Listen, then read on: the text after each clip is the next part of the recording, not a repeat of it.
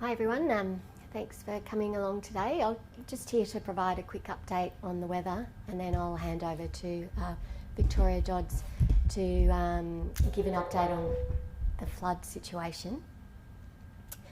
So thankfully those flood producing rains have moved out into the Pacific Ocean. They're still tracking eastwards and expected to move over Norfolk Island over the next day. Certainly not as much rainfall as it crosses Norfolk Island, but that's where the system is right now. For most of New South Wales, we're looking at fairly benign conditions through until the end of the weekend. Today, just starting with today, that southeastern corner of the state should see a few showers. We're already seeing a few on the radar. Nothing of concern down there, but there will be some rain falling from the sky, not for long, and not incredibly high totals. But certainly in those areas that have been affected by moderate or major flooding in the north and the northwest slopes, so the Clarence, the mid-north coast, the Moree area, all around there, looking at thankfully looking at benign conditions for the next few days. Now the floods haven't receded, so that doesn't mean we're out of the woods yet. Victoria will tell you more about around the areas of concern, and we're still asking residents of northeastern New South Wales to keep an eye on the warnings as they're issued from the Bureau, and in particular, there's still a lot of flood water around. So if it's flooded, don't cross, don't enter. Victoria, did you want to talk about the floods? Good afternoon. So the heightened flood risk still remains across the state today.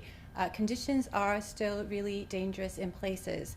The good news is that yesterday and overnight we did see a number of locations record a flood peak, and as we move into the weekend, conditions could continue to improve. Now we've been very much focusing on the community of Moree, on the Mihai River, which is part of the Gwydir River catchment. We did record a major flood peak this morning of 10.4 metres.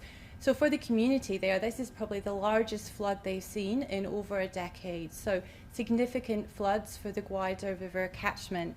We also saw a major flood peak at Grafton on the Clarence River yesterday evening. And for the Hawkesbury Nepean Valley, after days of major flood levels, we are starting to see conditions gradually improve. River levels will continue to remain very high and therefore very dangerous, but as we move into the weekend, levels should quickly recede.